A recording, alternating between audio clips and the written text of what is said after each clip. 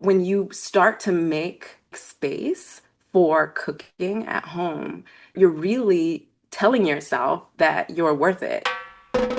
I'm Dalia Colon, and this is The Zest. Citrus, seafood, Spanish flavor, and Southern charm. The Zest celebrates cuisine and community in the Sunshine State. Today, everyday fancy. When you think of fancy food, what pops into your head? Maybe it's white tablecloths, tuxedoed waiters, and a sky-high dinner bill. But for Jerrelle Guy, fancy is a state of mind. It has less to do with pretentious restaurants and more to do with taking time to nourish yourself using what you have on hand. Jerrelle was born in South Florida and now lives in Dallas, Texas. She offers a blueprint for creative, everyday fancy moments in her new cookbook. It's called We Fancy: Simple Recipes to Make the Everyday Special. Her previous cookbook, Black Girl Baking: Wholesome Recipes Inspired by a Soulful Upbringing, was a 2019 James Beard Award finalist. I recently caught up with Jerrelle. In this conversation, she offers simple ways to elevate home cooking.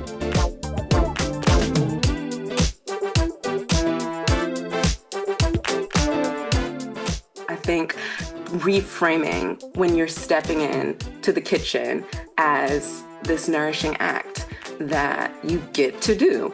I think it's as simple as that. But there are tips throughout the book that can help you make tiny tweaks to get there. I think like little things like putting on music, lighting a candle, putting on an apron. These all kind of like, they're like little physical adjustments that shift your mindset like on a subtle level. All of it goes a long way. Cleaning up your space, you know what I'm saying? Like just making sure that if you're entering and you find yourself, like it's like checking in with yourself, right? And you find yourself feeling overwhelmed and you find yourself feeling really tired. It's almost like when you're going to the gym and you don't want to go, right? Like I make that connection a lot. You don't want to go to the gym, but you know that once you start, then you get past that initial like resistance of not wanting to go at all, then you start to get more energy and you start to feel really good about yourself and you start to just go all in. I feel like it's really just getting yourself there, you know, and kind of like holding your own hand Oh, that's throughout the good. process. Yeah. Yes, because you're right. And people will say to themselves, like, okay, I don't feel like working out. I'm just going to walk around the block. And if I'm sick of it, then I'll come back home. But once you Right, get your right. blood pumping, you're like, I'm going to go a couple miles. Just So a I little guess, bit like, yeah, I can do this. Yeah. yeah, You yeah. start to like believe in yourself. Yeah. Yes, absolutely. Exactly. Holding your own hand. I love that. Okay. But for a lot of people, sort of being good to themselves, being fancy feels like it should come from a restaurant. It should come from some outside place. So why is home cooking even more of a love letter to ourselves than eating out? I mean, I think cooking for yourself at this point does feel like a luxury, right? Because I think the ability to slow down feels like, oh my gosh, do I have this resource? Do I have time as a resource right now? So I feel like, you know, when you start to make space for cooking at home, you're really telling yourself that you're worth it. You know what I'm saying? You're telling yourself that caring for yourself is a non-negotiable. And I also just feel like, yeah, like it is easy to just order Uber Eats. It is easy to just DoorDash things. And so when you're taking the extra care to like chop something, or I mean, so much of this book, like I've encouraged just like building cheese boards, like snack boards, because I mean, I feel like they're a legitimate dinner. Like, sometimes I don't want to make like a full dinner, but you know, making myself a thoughtful snack, like even just popping popcorn feels like this really joyful thing, an experiment that you could do. And then like putting some seasoning on it, like you're just having this moment to yourself, this like little love letter to yourself. Yeah, it might take a little bit of time, but I feel like that's the gift to yourself. Yeah, you're right. It's being rich in time and not being Yeah. in a hurry. Okay, now you mentioned that you're a mother. So tell me about your little one. I have two kids at home, and time does Oh, not always feel like a luxury. I mean, right, sometimes you got right. to lock yourself in the bathroom just to make a phone call. So, how has becoming a mom shifted your relationship with cooking? You talked about snack boards, which I think is brilliant because I feel Yeah. like cooking is a spectrum and some people want to do Hmm. all or nothing. It's all from scratch or I'm ordering out. And when you sort Right, of lower right. the bar, that's when you can cook more at home. So how has Yeah. having this new life to manage affected the way you approach cooking? So I have to like strap him to my body while I'm cooking, which makes me really slow down. He gets so fussy if I'm not holding him because he wants to be in the mix. He wants to see everything that I'm doing. How old is he? He's 7 months. He's about to turn seven Oh, months. he's Yeah, teeny. and yeah, he's Wow. really You're in it. How so are yeah, you even talking to me right now? Honestly, that's amazing. yeah, no. It's fine. But yeah, so I'm even slower in my movements than before. I think everything with a newborn makes you just, like everything just takes so much more time, which is wild. But just being more mindful about everything that I'm doing. But I think a lot of the book I've included like these garnishes because, and that's a really important thing. It's like you don't have to go all out to kind of add a little like sparkle to your plate to make it feel like you're, like elevating it a little bit in some way. And so there are ideas, like for one of my favorite ways to garnish my plate is if I'm like if I have celery in a dish, the inside of the celery stalk is like a leafy green that I chop and then I sprinkle it on the rest of the plate. Basically, looking for ways to use what you already have in new ways kind of like trains your brain to see the abundance in the resources that you have, So a lot of this book is like that. Like, for instance, the tiramisu cheesecake, like I'm just using graham crackers for the crust, but I'm inserting them in vertically into the pie. And I feel like it's just like a different way of looking at things, It's a different way of approaching everyday ingredients so that they just bring a little bit of a like, wow, interesting, Like I feel I'm kind of like snapping out of my regular patterns, like my regular everyday. And it makes it feel a little bit, more alive. That's beautiful. When you were talking about cooking with a 7-month-old at home, it actually reminded me of a couple interviews we've done with Firehouse chefs and how they're like, I have to be Really? prepared to stop at any time because the alarm goes off, I gotta go. So that's very That's similar. crazy. My brother is a firefighter, so I'm like very close to that lifestyle of him just needing to like on the go, like run, which is that's hilarious. Yeah, for sure. Wow. Okay, I love the graham crackers. I love the chapter that you have on homemade toppings that you can freeze because I'm a Yeah. big proponent of like a homemade sauce, a homemade dressing, even if you're mixing it with something store-bought. You're right, it elevates Yeah. everything. So what are some of those other hacks we can use if we're maybe not ready to go 100%, Martha Stewart? Yeah. I mean, you can use store-bought ingredients and just add like one of the main ingredients that are already inside of the sauce. You could just add a fresh element of that, Like, so if you have like a soy marinade, you could just add fresh ginger, if you're buying a Caesar dressing, you could just add a little bit of lemon zest to that or a little like fresh garlic grated inside, like just anything to kind of awaken the flavors, and make it feel like, this is a little bit more homemade. Yeah, for sure. And those are things like ginger and lemon that you can just sort of add to your weekly grocery list and you'll find a Yeah. million different ways to use them. Okay, I'm an Aldi shopper and I love that you Yes. have a recipe that uses chocolate from Aldi and you call it out by name. Like, listen, this Yeah. is this is very affordable.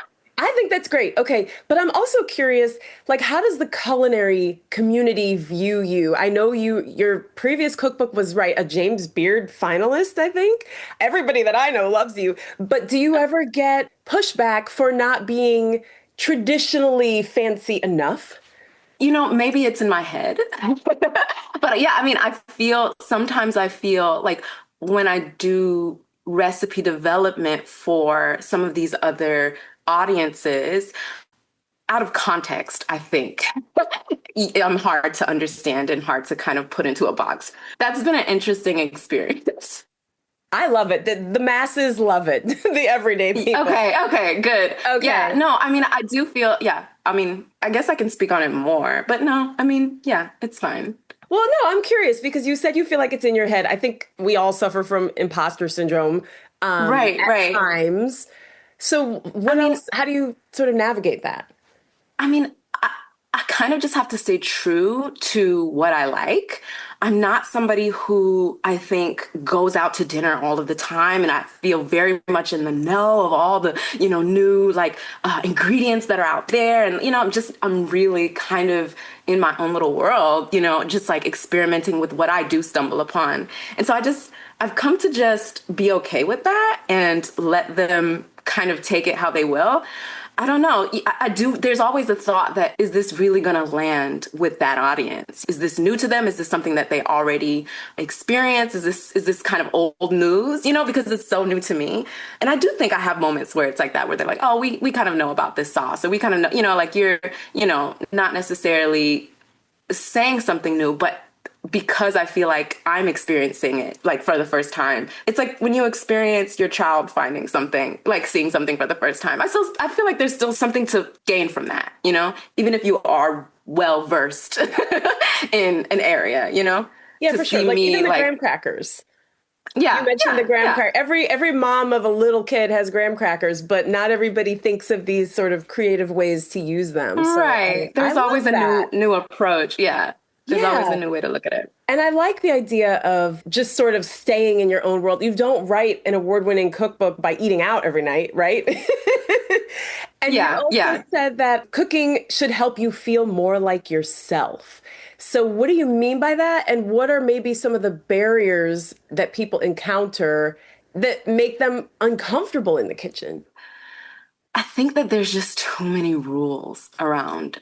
Yeah, and like pressure. And I mean, that just goes back to your other question, which is like, you know, cooking should totally be a personal like journey, And I think that when you're following recipes to a T, or you're cooking because you want to impress somebody that's coming over for dinner, it really pulls you from this really intimate, I think, benefit that you can gain from just cooking for yourself, and being really present in the kitchen and discovering what you like and honoring what you like and honoring how is best to nourish yourself, like getting into trends, getting into, rules about what you should and shouldn't eat if you're listening to your body, I think you can get so much more information that could override like more logical, you know what I'm saying? Like rules, and then you can free yourself because you're actually listening to the feedback that your body's giving you in real time about whether or not it likes something, like it's there's so many layers to it, and I feel like it's just so personal that you can't really listen to other people about what you should be doing in your kitchen, really, there could be guidelines. And I feel like recipes, and that was such a big part of this book, is like, I didn't necessarily want people to just go and make my recipes. These were recipes that I love, these are recipes that I enjoyed making and enjoy eating. But I think people should totally cook what they crave or what they're inspired to cook and make it their own.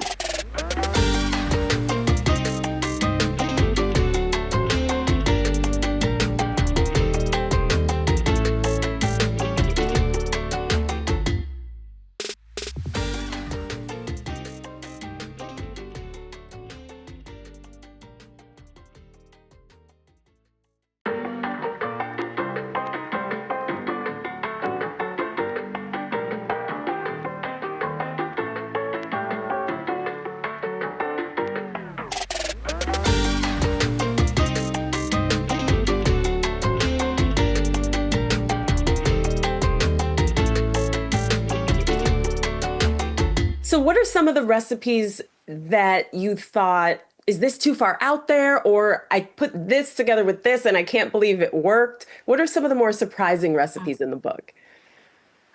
Oh man, that's a tough question. For the first time, I think it's the first time, I made a cake on the stovetop. And that felt like, like I just want to try this and I want to see if it works because, sometimes I don't want to use the oven, or I just want to play with my tools and I want to push these recipes beyond, the normal ways that we're approaching them. And so that was fun because that came out really great. Like it was like a steamed cake and it was like more tender than just being baked in the oven. So that I made this really good just like cherry balsamic glaze and I put it on ice cream and I was just like, oh my God. Like and it's just like this tiny little tip. You would have to like really search throughout the book. It's hard to find, but it's just like this tiny little tip. And I just feel like they're kind of like these little like hidden, I mean, I guess you could say like, yeah, they're like little hidden treasures in the book that if you really take a recipe far enough, you'll find it. And that feels really exciting to me. I mean, I love that recipe and just the savory, kind of like tart umami flavor on top of ice cream is just, I love it. And I think that one's fun. I love it too, and I haven't even tasted it, but I love your description of it. Yeah, I love those little Easter eggs throughout the book too. Yeah, Easter egg. Okay, so you talked about steaming a cake, and many of us know you from your previous cookbook, Black Girl Baking, which was a James Beard finalist. So, what can cooking do for you that baking couldn't? It could bring me balance. I think when I was given the opportunity to make this book, I was so out of balance because I was just recipe developing so much sugar. And so with this, I wanted to course correct my lifestyle and I wanted to say, well, like I want to fill my cabinets with more vegetables and I want to have more of a reason to eat vegetables. And so I kind of just like intertwined it into my work, and like I made this excuse and like put this pressure on myself to like, yeah, eat more of a balanced diet. Yeah. Yeah. And you can probably be more playful. Like we talked about, sort of feeling like yourself and not taking things too seriously. And I feel like that's easier to do with cooking because baking is a science. Yeah, I mean, like I said, I really do approach baking a little bit like cooking because I'm thinking of it more like from a like flavor pairing place first. And then I just have, with all recipes, you have a rough understanding of how it can come together, right? Because you have a rough understanding of how a brownie works or a cookie works. Then, like you can start pushing the limits of that. And then, it's kind of like trial and error to see where it goes. And I do a lot of trial and error in the kitchen because to me, that's so fun. I just find that, like your curiosity stays alive and you're just like, I wonder if this and this. And like, it's just not as fun if you're just following this prescriptive, like recipe, you're not really giving yourself like the flexibility to like think outside the box or play or be surprised by failures or any of that stuff. Yeah. Well, I'm glad you did all the trial and error so that now we know there's a roadmap. If we want to like go the opposite of what your GPS is telling us, that's fine. But if we want it to be a slam dunk, we already know it's going to be good. Yeah. Okay. The photos are, I mean, on the back, there's this cookie photo and it's 11 a.m. here and I'm just like salivating for cookies. And I know you did the photography for not only your own books, but other cookbooks too, including I think Toni Tipton Martin's book. Yes. Yeah, that's amazing. We had her on the pod as well. So I'm sure you see all these people on social media trying to be food photographers, food influencers, cookbook authors. So what don't they know yet? Why is this harder than it looks? Oh man. I mean, it's just a lot. I think it gets undervalued, the amount of work that goes into even recipe development, so there's just a lot. And for food photography, because we were kind of wearing all of the hats. You have, food propping, you're propping, you're buying the groceries, you're cooking the meals, you're setting the stage, you're lighting the set, you're, like, I mean, it could have taken us, when we shot Jubilee, sometimes we would do hundreds of shots before we landed on a single shot. And it was just adjusting the set every time. And then we'd sit and we'd stare at it and be like, okay. And I know that other people can have a different process, but we really looked at the work like paintings, you know what I'm saying? So for me, it had to feel a certain way and it had to have a certain atmosphere to it. And so it takes a lot of like tweaking until you get right to that like sweet spot and you're like, okay, yes, it's done. And then you have to take it into post where you're editing it, and you're adjusting it. You're like retouching all the little bits. And like, it's a very full process that, like you have to be like just on from beginning to end, and that's for just one photo. So you're doing hundreds of photos like that for each book, and it's just a lot. It calls a lot from you, but I mean, I don't know, like I'm happy when I did. I loved that I got to do it for my own book and not have an art director like telling me, okay, no, this needs to go a little bit further. And I got to really just ask myself, okay, do I like this? And decide for myself when something was done. So that was the joy of shooting this book, Yeah, it sounds after the other similar. books. It sounds similar Yeah. to your process with cooking, asking yourself, do I like this? So that's great. And it Yeah. turned out gorgeous. But now that makes me think, because just yesterday I spoke to Chef Lakeisha Harris, who will be appearing at the Tampa Bay Collard Green Festival. And she talked about resourcefulness is a callback to our ancestors who were so resourceful. And so do you feel any of that? I mean, you titled your other book, Black Girl Baking. So you are sort of putting your identity at the forefront. You've talked about sort of improvising in the kitchen. Are you thinking in those terms when you're doing this? I've always described myself as just a resourceful person. And I think that's why I am where I am, because I'm able to use that like survival strategy almost to find solutions in tough times. And I definitely attribute that to my family, and my grandmother especially. It's a big part of my identity. Very cool. Well, thank you so much. I can't wait to dig into this cookbook even more. Yeah, thank you. This is fun. Jerrelle Guy is the author of We Fancy, Simple Recipes to Make the Everyday Special. She shared her recipe for olive oil brownie pudding, and it's on our website, thezestpodcast.com. I'm Dalia Colon. I produce The Zest with Andrew Lucas and Alexandria Ebron. The Zest is a production of WUSF. Copyright 2026, part of the NPR network.